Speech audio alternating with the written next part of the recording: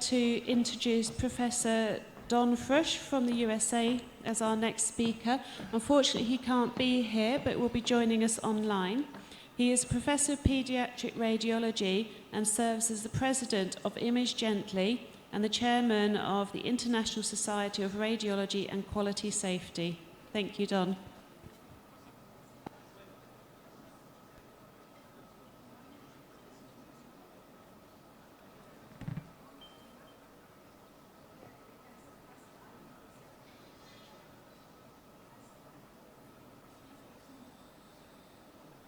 My name is Don Frush, and it is a real pleasure to be with you today, and a real honor to share in this program for the Second Egyptian International Radiology Conference, which I am sure will follow on the successes of the conference last year. Now, pediatric photon counting CT is a broad topic, but I do hope to show you over the next 6 or 7 minutes some examples of how this has unique applications in children. So we can think of this, of what we do, as music, as a symphony. And we have various instruments to use, for example, a violin. And this photon counting CT is one of those instruments here. And you can see how nicely this displays the aortic thrombus in this young child here. So what I'll do over the next short while is to discuss some of the advantages, that is, the notes that we can play on this new instrument. Through that, I'll discuss the background, the technology, and emphasize the advantages in this modality. So first, the background, and something you're all familiar with. We do a lot of CT. CT is a relatively high dose. In the United States, anyway, comparing children here on the left with adults, you can see CT provides 84% of the total medical radiation dose, as opposed to adults, where it's just 63%. So it's important that we attend to, and we try to do the best imaging we can from a quality standpoint and from a radiation protection standpoint.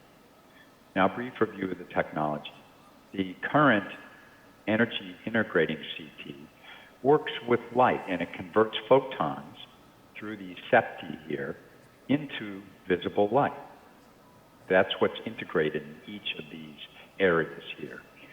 That's as opposed to the photon counting CT, where you don't need septi. The photons are individually counted and directly converted to electrical signals.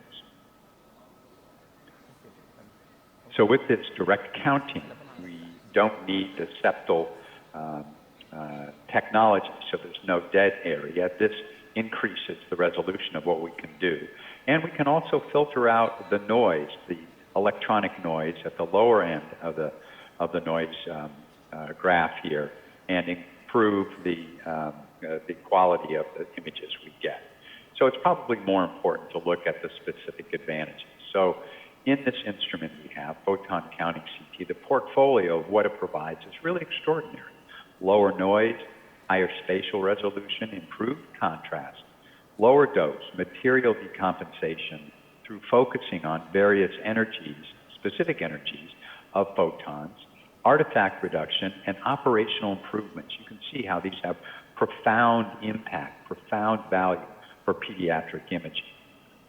So here's an example of noise reduction, and it's not important so much to know the numbers here, but I will say that the vast majority of images I'm going to show you here are with a lower dose. Look, for example, for the energy integrating CT compared with the photon counting CT in this abdomen CT examination, at the fact that the noise is substantially reduced. Improved spatial resolution, 2 examples, temporal bone imaging, the energy integrating CT on top versus the photon counting CT below. Again, improved spatial resolution. An example in lung imaging here with energy integrating on the left, photon counting on the right.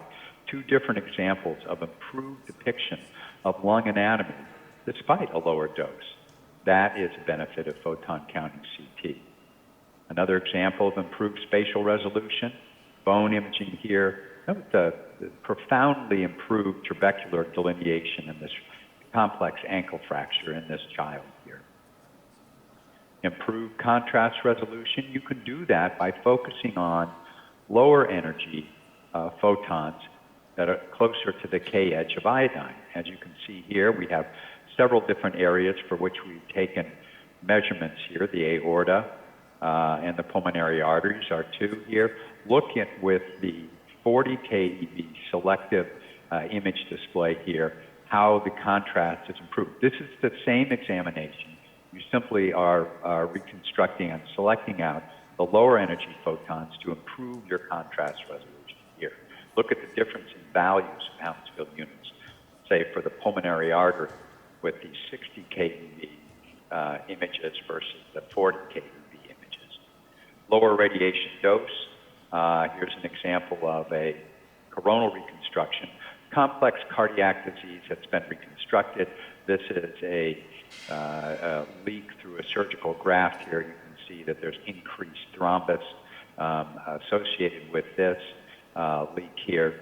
And the energy integrating study, as opposed to the photon counting study, improved contrast resolution with a substantial 86% reduction in dose here. One of the other advantages, one of the other notes that we can play with this instrument is to select out various energies here. For example, do an iodine map. This is a study from our institution in an adult that had a subtle pancreatic tumor that you probably could see in retrospect in the pancreas, but look how much better it's depicted using the iodine map, a benefit of photon counting CT. It's similar technology to dual source CT, but the photon counting has several advantages to that technology. Beam hardening can be reduced. This is the same patient reconstructed at 40 keV, 60, 80, and 90. The higher keV that you select to depict your images here are going to reduce that artifact here. You notice that the contrast is decreasing here, so we use the lower energies for higher contrast, but then you can reconstruct at a higher energy and select those photons for which you can reduce the beam artifact as well. And with pediatric CT contrast administration, can be quite difficult, but we have found in our experience that you can lower the overall dose of contrast because of improved contrast depiction on the images. We have slower rates of ejection, longer delays, and you can reduce dual phase imaging. You don't need to get a portal phase, for example, and then an arterial phase, say for a liver transplant. You can get both of these phases simply by using the spectrum of KEVs here. And this is an example of an energy integrating CT here, where it was done in the portal venous or nephrographic phase, and yet with the photon counting CT, and this was with lower dose, you get both good arterial information as well as venous information. So I realize this was a quick tour. I just wanted to show you some examples of how photon counting CT, that portfolio of notes really does have some unique advantages, both for adults and children, but have particularly important applications in children. So as this symphony increases, as we make the music of radiology here, photon counting CT is a wonderful, wonderful instrument. The music globally valuable when we play it and when we play it right. So good luck in your writing and conducting of this music. Thank you for your attention today.